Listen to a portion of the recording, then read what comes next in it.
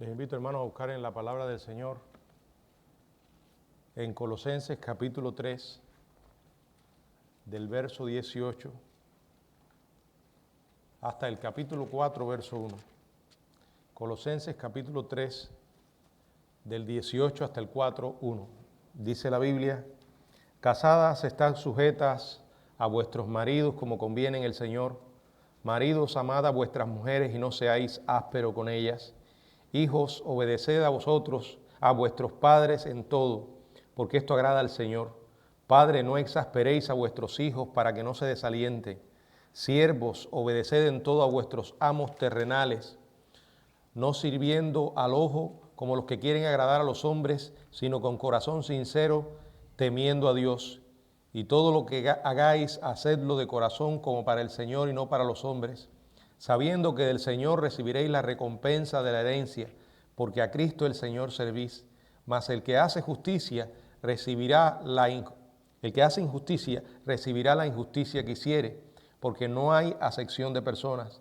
Amos, haced lo que es justo y recto con vuestros siervos, sabiendo que también vosotros tenéis un amo en los cielos. Padre, gracias por dejarnos esta porción de tu palabra y, Señor, mostrarnos tu voluntad a través de ella. Ahora te pedimos que tú nos ayudes en este estudio y que nos guíes, Señor. Te lo pedimos en el nombre de Jesús. Amén. Bueno, el estudio de esta noche lo hemos titulado El andar cristiano en el hogar. Bueno, ser cristiano es una transformación por el poder de Dios en nuevas criaturas. Y esa transformación no solo involucra nuestra vida, la vida del individuo, sino que también transforma nuestras relaciones. Es decir, que comenzamos a ejercer un efecto, se debe esperar, positivo en la sociedad donde vivimos. Y eso es precisamente el tema de este pasaje de Colosenses, a partir del verso 18, en el capítulo 3, hasta el capítulo 4, verso 1. Pero si observamos, el contexto de todo este pasaje es precisamente el hogar, porque es en el hogar donde se hace más evidente nuestra transformación espiritual. Es en el hogar donde somos lo que somos. Si realmente Jesucristo ha cambiado nuestra vida, allí es donde primero se va a notar.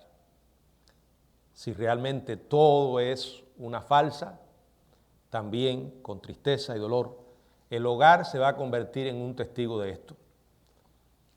En este pasaje Pablo ofrece algunas instrucciones breves y directas sobre lo que hemos llamado el andar cristiano en el hogar. Él sigue en el pasaje tres relaciones: las relaciones entre esposos, las relaciones entre padres e hijos y la relación entre amos y siervos. Y lo hace dándole instrucciones a las esposas, instrucciones a los esposos, instrucciones a los padres, instrucciones a los siervos e instrucciones a los amos. En cuanto a siervos y amos, esto formaba parte de la cultura judía y de muchísimas familias judías, por eso es que está incluido aquí.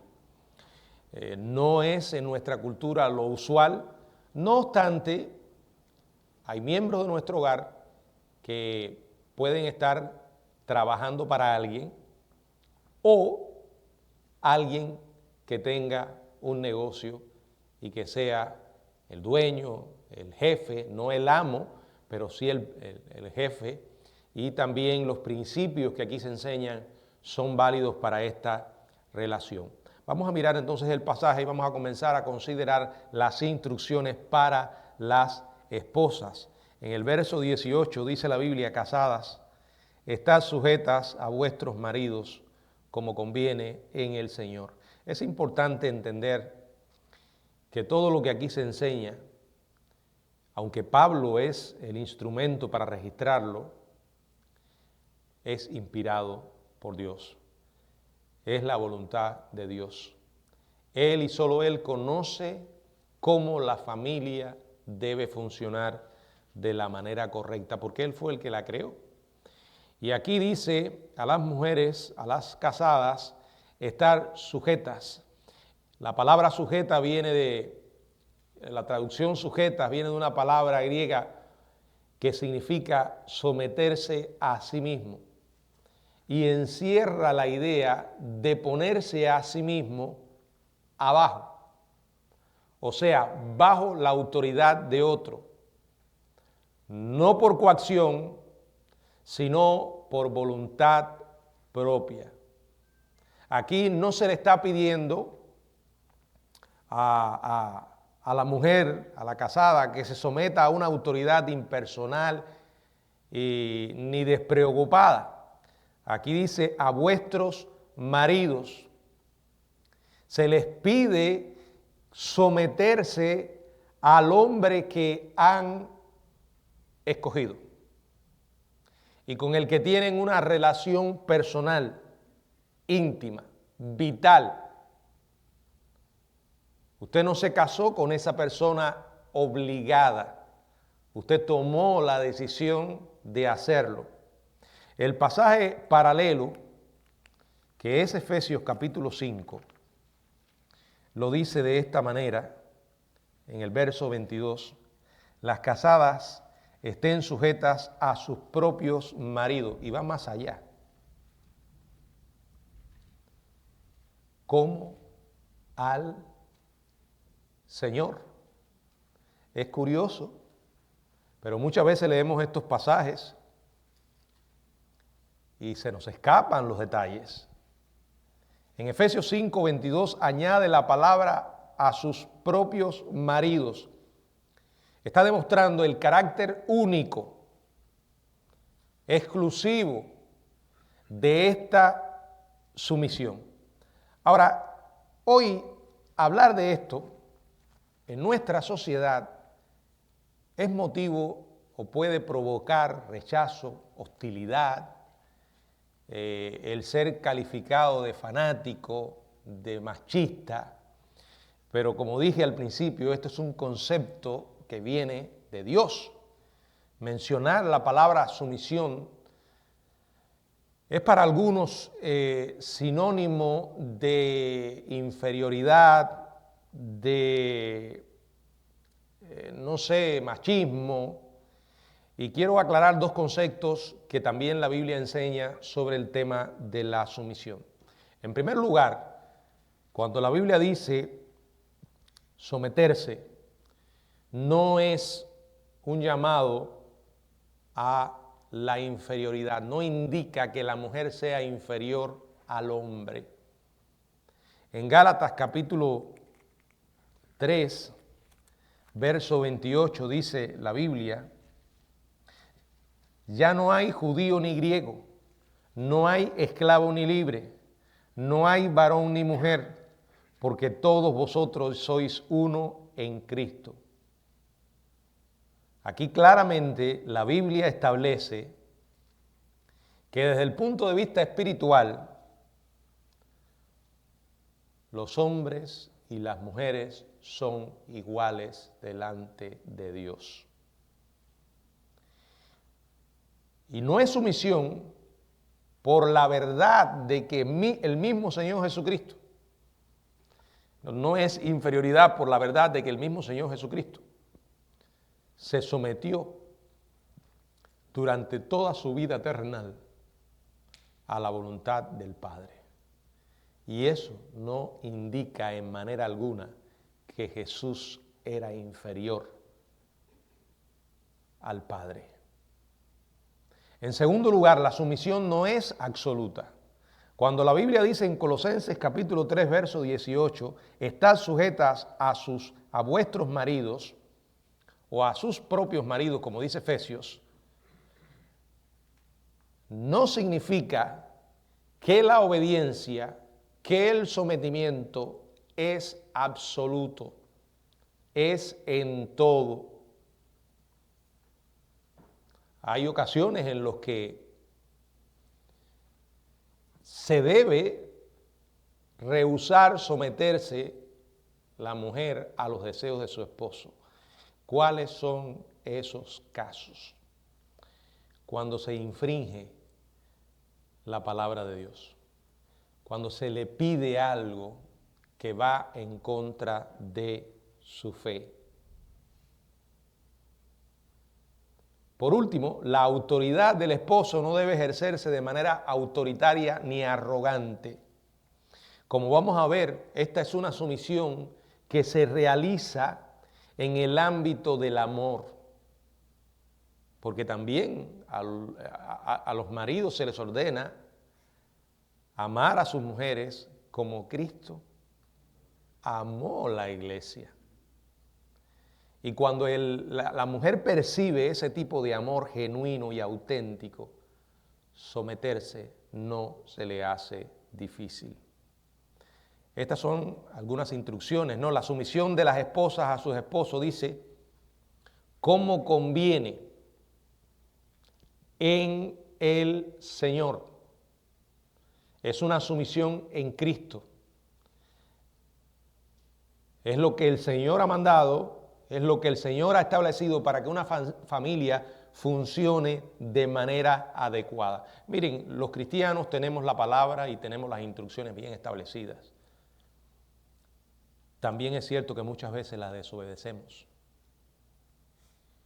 las ignoramos o somos indiferentes a ellas. Hay que pagar un precio. Si usted quiere tener una familia que glorifique a Dios, tiene que tomar en cuenta lo que dice la Biblia sobre la familia. Si lo ignora, bueno, lo que vamos a ver o lo que usted tendrá es simplemente más de lo que hay en el mundo, que puede ponerle cualquier nombre, pero no precisamente una familia, un hogar verdadero. ¿Por qué? Porque de lo contrario, si se va en dirección contraria a lo que dice la Biblia, las cosas no van a funcionar bien. Y eso es lo que estamos viendo hoy. En segundo lugar, las instrucciones para los esposos. Verso 19, maridos, amad a vuestras mujeres y no seáis ásperos con ellas. Es interesante que se hable de sumisión al hombre como responsabilidad de la mujer. Y esto me hace pensar en algo que es esencial para todo esposo, para todo hombre, para todo líder que Dios ha puesto en la familia, y es el sentirse respetado. No hay cosa que nos frustre más a los hombres que el darnos cuenta de que la persona con la que nos casamos no nos respeta. Y no solo eso, algunas no lo esconden. O sea que no es solo una falta de respeto en privado, sino que a veces ocurre en público. Para la mujer es esencial sentirse amada. Si no se siente amada, habrá problemas. Y recuerden que parte del amor es sentirse segura al lado de la persona con la que se casó. Por eso es que aquí lo dice, maridos, amad a vuestras mujeres y no seáis ásperos con ellas. Efesios 5:25, el pasaje paralelo, dice lo siguiente, Efesios 5:25, maridos, amad a vuestras mujeres. Y aquí está el desafío, el gran reto, el modelo, así como Cristo amó a la iglesia y se entregó a sí mismo por ella, llevándolo al plano individual, así como Cristo nos amó a nosotros y se entregó por nosotros. A pesar de las obvias flaquezas que todos tenemos y que de manera general se manifiestan en las iglesias. Por eso cuando yo me encuentro a veces un cristiano con un espíritu de crítica sin solución. Y a veces sucede con las personas que menos tiempo llevan en las iglesias. Uno dice, esta persona no le va a ir bien en ninguna parte. Porque si tú tienes un ideal pero tan alto de lo que debe ser la iglesia, estás fuera de la realidad porque tú mismo no eres alguien que puede llenar ese ideal. Y eso es algo que uno descubre en la familia, que uno descubre en el matrimonio, que somos dos seres imperfectos que tomamos la decisión de unirnos para siempre. Y el hecho de reconocer de que somos imperfectos va a implicar grandes dosis de paciencia y de tolerancia. Porque, miren, aquí podemos mantener una actitud lo más acorde posible, porque solemos engrasar nuestras relaciones con ciertos filtros, porque cuidamos mucho la imagen pública. No queremos que la gente piense mal de nosotros. Pero usualmente en los hogares bajamos las defensas, nos quitamos las caretas y somos lo que somos. Aquí el Señor dice, maridos, amad a vuestras mujeres como Cristo amó a la iglesia a pesar de sus imperfecciones, de sus pecados. Pablo dirige dos pensamientos, dos mandamientos a los esposos. El primero es amar a sus mujeres. El tiempo presente imperativo del griego agapate, amad, indica acción continua. Sigue amando. El amor que existía al comienzo del matrimonio tiene que continuar y no debe dar lugar a la amargura. Este amor voluntario es el resultado de un pacto que asumimos. Y hay que recordar que cuando usted se casa con una persona cristiana, no es simplemente que usted se casó con una persona, no simplemente si usted es un hombre, esa es su esposa, o su esposo si usted es una mujer, sino que esa esposa es además su hermana en Cristo. Y ese esposo es además su hermano en Cristo.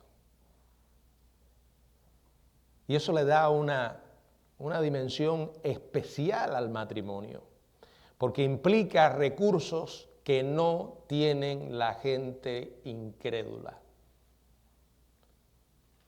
Por eso no nos sorprende que los matrimonios hoy duren tan pocos. Y por eso nos produce tanto dolor cuando matrimonios cristianos duran tan pocos. Primera de Pedro capítulo 3 verso 7 dice de esta manera: vosotros maridos igualmente vivid con ella sabiamente, dando honor a la mujer como a vaso más frágil y como a coherederas de la gracia de la vida, para que vuestras oraciones no tengan estorbo. Bueno, más consejos con implicaciones espirituales. En Efesios 5, 22 al 28, también podemos leer Efesios 5, 22 al 28. Las casadas estén sujetas a sus propios maridos como al Señor, porque el marido es cabeza de la mujer, así como Cristo es cabeza de la iglesia, la cual es su cuerpo y Él es su Salvador. Así que como la iglesia está sujeta a Cristo, así también las casadas lo estén a sus propios maridos. Maridos, amad a vuestras mujeres, así como Cristo amó a la iglesia y se entregó a sí mismo por ella, para santificarla, habiéndola purificado en el lavamiento del agua por la palabra, a fin de presentársela a sí mismo una iglesia gloriosa, que no tuviese mancha ni arruga, ni cosa semejante, sino que fuese santa y sin mancha. Así también los maridos deben amar a sus mujeres como a sus propios cuerpos. El que ama a su mujer, a sí mismo se ama. Dios ideó la sumisión de la mujer a su esposo, pero no es en un contexto frío, caprichoso. Fíjense que se habla de sumisión en un contexto de amor. Cuando hay amor, es fácil someterse.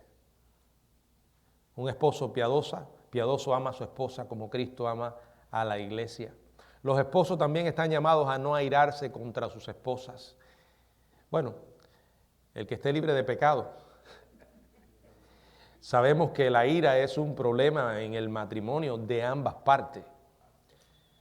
La diferencia es que entre los cristianos no hay piñazos en la pared, no hay cazuelas volando, no hay una pelea de boxeo. No, cuando llegamos a esto, el matrimonio está acabado. La traducción es dejar de ser áspero o tener o no tener el hábito de ser áspero. En otros versículos donde el término aparece, se refiere a algo de sabor amargo. Pablo le dice a los esposos que no llamen a sus esposas mi dulce amor cuando en realidad actúan con ellas como vinagre.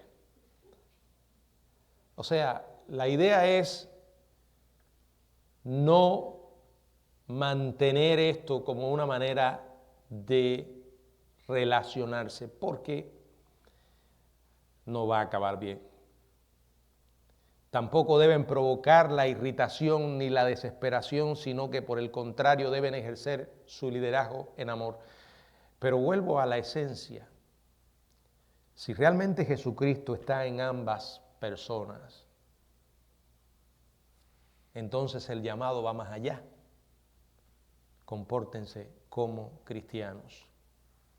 Pero fíjense, formar una familia y mantenerla no es hacerlo creyendo de que no enfrentarán problemas. No. Eso es tener una expectativa irreal, porque no lo hay. No hay matrimonio cristiano que no tenga dificultades. Porque donde quiera que estemos los seres humanos, se nos vuelve a veces las relaciones difíciles. Pero la cuestión es el compromiso que asumimos y la responsabilidad que tenemos delante de Dios. Cualquier otra alternativa va a ser letal para el matrimonio. Y si hay hijos, peor todavía. Aquí, por ejemplo, también se menciona instrucciones para los hijos. En la carta a los Colosenses, en el capítulo 3, verso 20, está lo que podemos llamar instrucciones para los hijos, porque no solamente le habla al esposo, le habla a la esposa, también le habla a los hijos. Y dice Colosenses capítulo 3, verso 20, hijos, obedeced a vuestros padres en todo, porque esto agrada al Señor. Aquí no hay que dar una clase de teología, ni consultar un comentario, aquí no hace falta opinión de nadie más. Esto está claro, clarito, clarito. Dice que es agradable al Señor que los hijos respeten a sus padres y que manifiesten ese respeto en obediencia en todo, porque esto agrada al Señor. También en Efesios, en el capítulo 6, verso 1, dice, hijos, obedeced otra vez en el Señor a vuestros padres, porque esto es justo. Ahora Pablo habla acerca de esta segunda relación, que es la relación entre padres e hijos, que si no se mantiene en el hogar, no puede ir bien. Y miren, este respeto debe empezar desde que ellos llegan al mundo. y van adquiriendo mayor nivel de comprensión. Enseñarles que ustedes son la autoridad en el hogar y que los aman, pero deben respetar su autoridad, porque de lo contrario las cosas no van a funcionar bien. Y eso implica enseñar desde bien temprano a los hijos que hay una palabra que es la palabra no, y enseñarles lo que significa esa palabra. No siempre se puede decir que sí. Hay que aprender a decir que no. Y el explicar que si se desobedece ese no, hay consecuencias.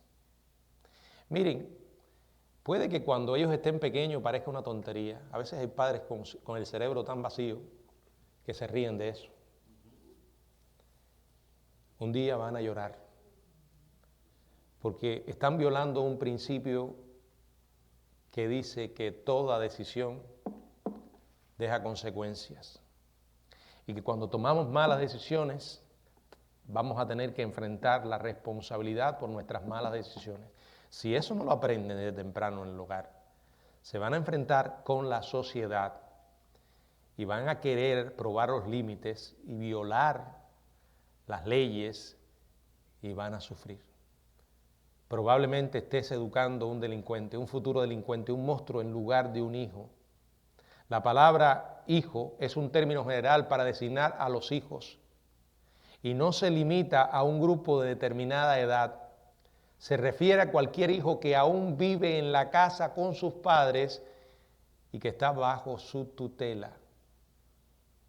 Si tienes un zángano todavía en tu casa, ya cuando estoy hablando de un zángano, estoy hablando ya de alguien que pasó de la minoría de edad y no se responsabiliza con nada, no trabaja, no se independiza, pegado al cordón umbilical todavía. Bueno, si lo tienes en tu casa, tienes que enseñarlo que mientras esté en tu casa, tiene que andar conforme a tus reglas. Si no, que se vaya. Bajo el nombre del amor por tus hijos, no puedes justificar ni amparar el pecado.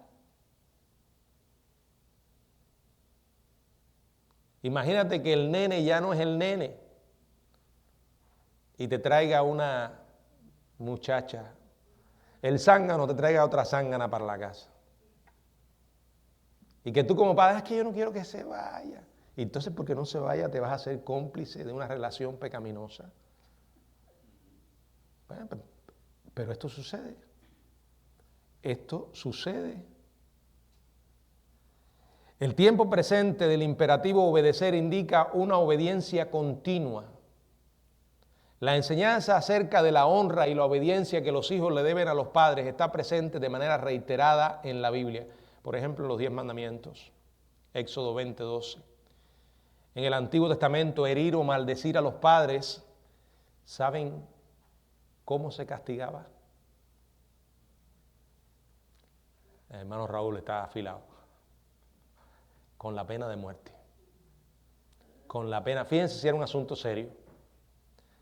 Al igual que la desobediencia persistente, también se castigaba con la pena de muerte. Y eso pues, ¡ay, qué cruel es el Señor!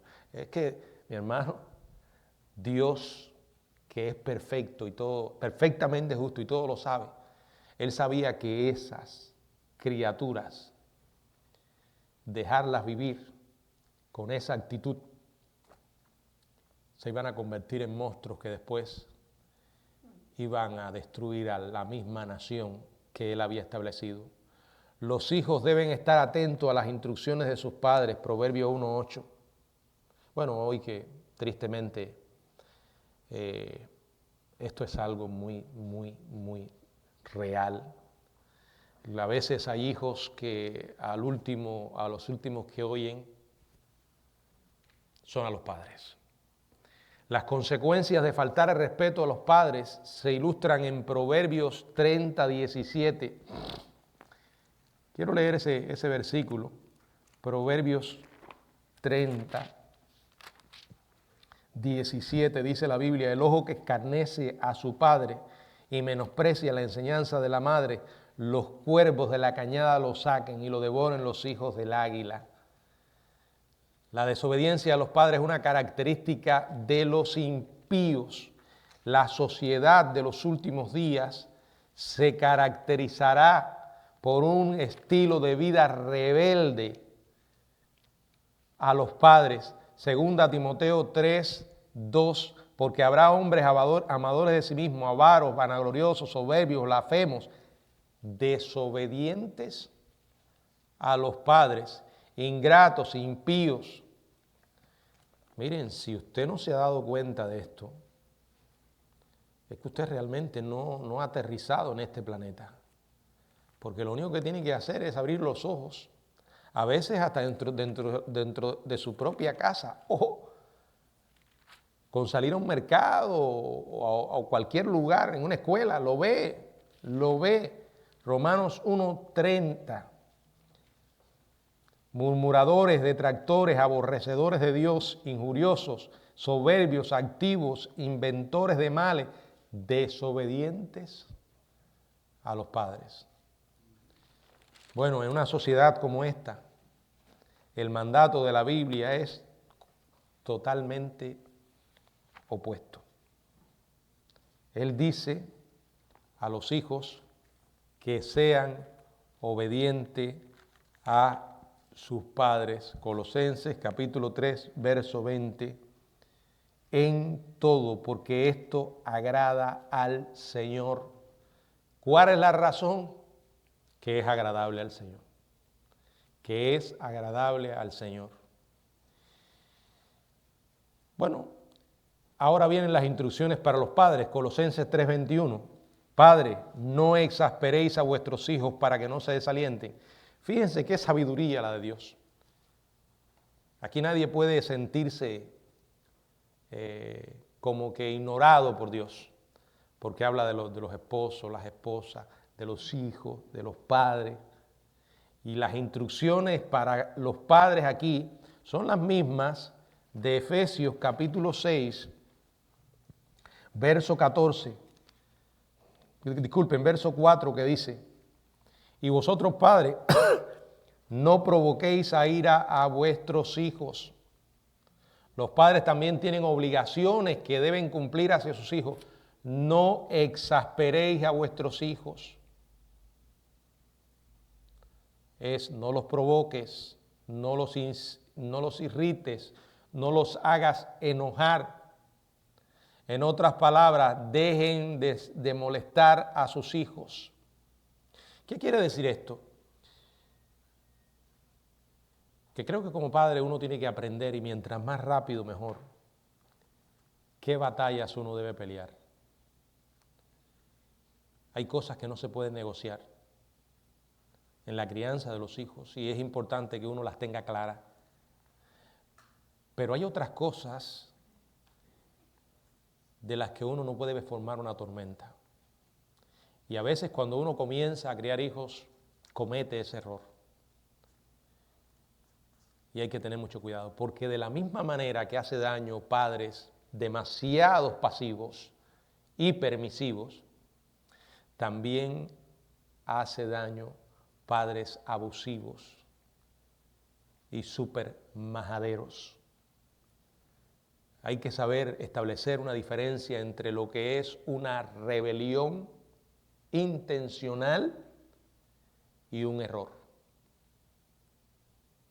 A veces los hijos cometen errores que no son intencionales.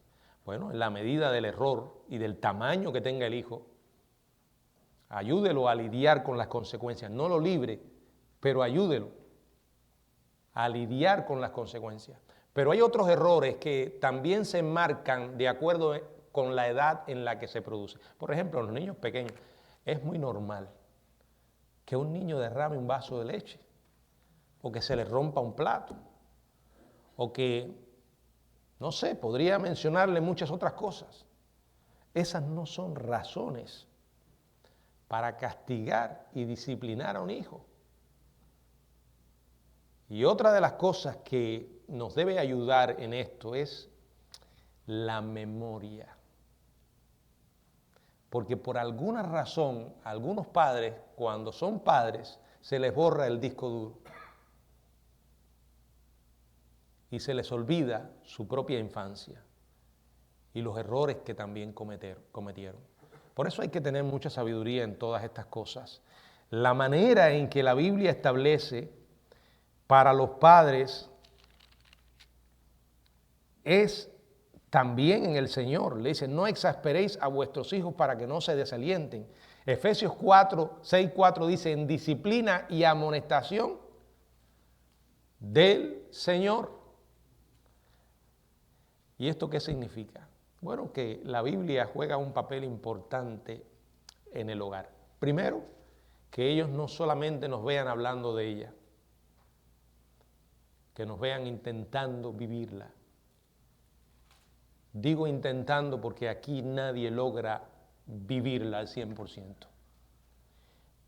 Y si no lo logramos, que seamos lo suficientemente honestos para que cuando en alguna ocasión nos confronten con algo indebido, seamos capaces de decir, tienes razón, esto está mal, esto que hice es pecado, aunque sea el pastor de la iglesia. ¿Saben qué? El mensaje que le estamos transmitiendo a nuestros hijos es que somos personas genuinas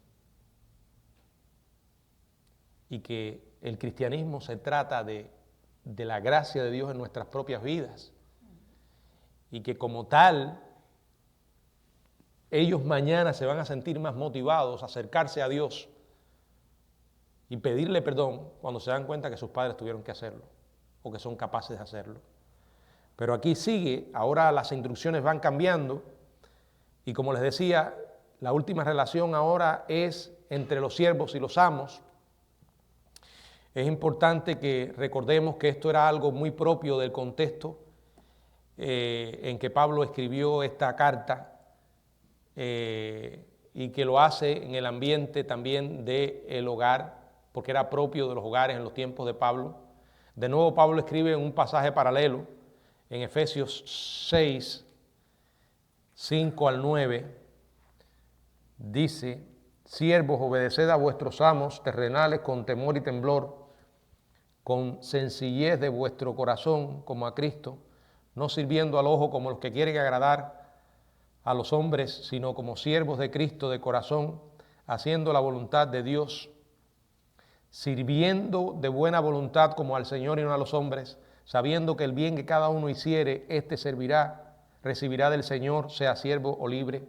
Y vosotros, amos, haced con ellos lo mismo, dejando las amenazas, sabiendo que el Señor de ellos y vuestro está en los cielos y que para Él no hay acepción de personas. Ubicando esto en nuestro contexto, podríamos hablar de relaciones entre empleados y patrones. Bueno, puede ser que usted sea el dueño de un negocio y tenga varios empleados. A lo mejor vaya uno de esos empleados es hasta su propio hijo, ¿verdad? O usted es empleado de su propio hijo. En vez de ordenarles a los esclavos a rebelarse contra la esclavitud, Pablo le dice, obedeced en todo a vuestros amos terrenales.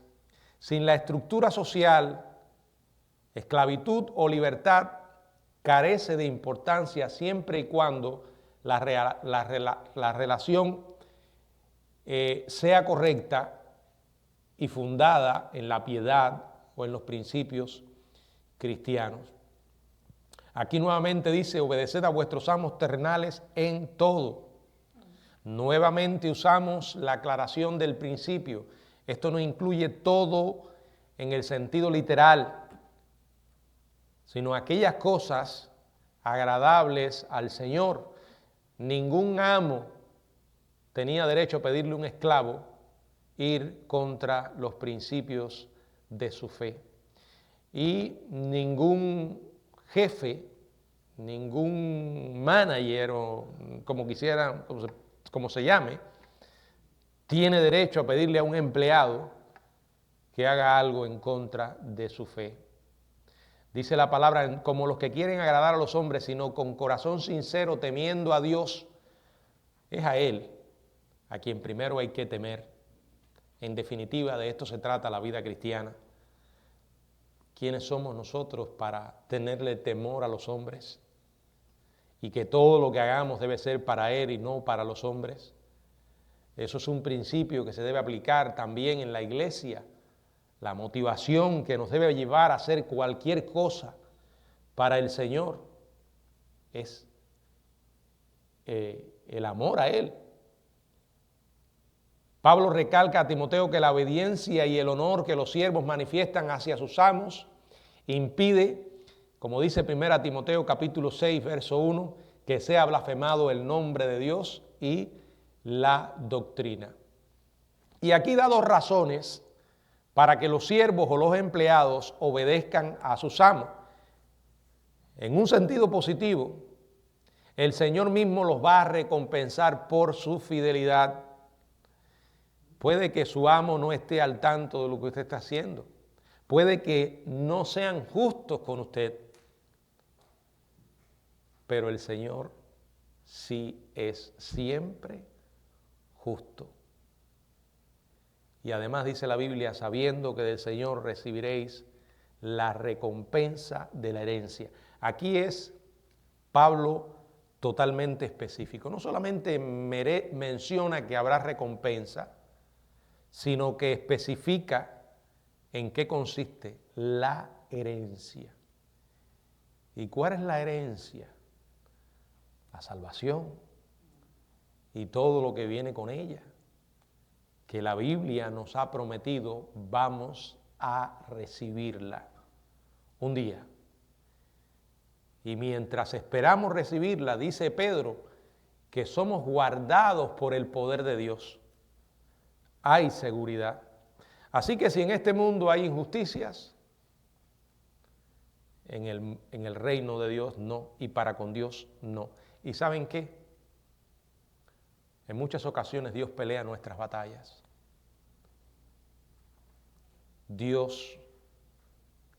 Si Dios decide bendecirte, no habrá ser humano que pueda impedirlo. Luego ofrece una razón de censura para obedecer a Dios. Dice, mas el que hace injusticia va a recibir la injusticia que hiciere, porque no hay acepción de personas para con Dios. Nos está recordando, Dios no es como nosotros. Nuestra naturaleza humana nos lleva a hacer lo contrario. Pero qué bueno es saber que Dios no es así, que Él va a juzgar sin parcialidad los casos de desobediencia. Estas son las instrucciones para los siervos, pero también ahora les deja algunas instrucciones, o una instrucción específicamente a los amos. Les dice, amos, haced lo que es justo y recto con vuestros siervos, sabiendo que también vosotros tenéis un amo en los cielos. Nuevamente, el llamado es recordar que Dios es testigo de lo que estamos haciendo. No hay una dicotomía, no hay una separación entre vida privada y vida pública. Dios ve todo, en cualquier lugar que estemos. Es más, dice David que aún no está la palabra en mi boca y Dios la sabe. No solo sabe lo que hacemos, sino por qué lo hacemos. Y a los amos se les dice, traten a sus siervos de manera justa y recta. Y eso incluye pagarles un salario digno, porque ellos también tienen un amo en los cielos. Bueno, en este caso de la esclavitud no, pero en el caso de los jefes y los subordinados, ¿verdad? O los empleados, Dios juzgará a los amos que maltratan a sus siervos, así como juzga a los siervos que no sirven bien a sus amos. Y recuerda que los esclavos y los amos son iguales ante Dios en Cristo. Colosenses capítulo 3, verso 11, donde no hay griego ni judío, circuncisión ni circuncisión, bárbaro ni escita, siervo ni libre, sino que Cristo es el todo y en todos. Los amos deben tratar a sus siervos cristianos como hermanos en Cristo. Y aquí volvemos a lo mismo. En toda área familiar hay que recordar que hay una dimensión especial, más allá de la relación que se ha formado en el orden humano, hay una relación con implicaciones espirituales. Y como decíamos, cuando tú te casaste con esa persona, si te casaste con una persona cristiana, no solo te casaste con tu esposo, sino con tu esposo cristiano. No solo te casaste con tu esposa, sino con tu esposa cristiana. Y si tus hijos llegan a conocer a Jesucristo, entonces también la relación es entre cristianos, aunque sean padres e hijos. Y eso es algo que nunca debe olvidarse. Y lo mismo en las relaciones de amos y esclavos o de empleados y dueños del negocio, del trabajo. Si son cristianos, uno no debe aprovecharse de eso en ninguna manera. No porque mi jefe sea cristiano, entonces ahora yo voy a tomarme ciertas licencias para hacer ciertas cosas que no está bien. Por eso el principio de someterse unos a otros en el temor de Dios es esencial en esta relación. Hermanos, con Cristo todo es posible. Aún aquellas cosas que nos puedan parecer a nosotros imposibles.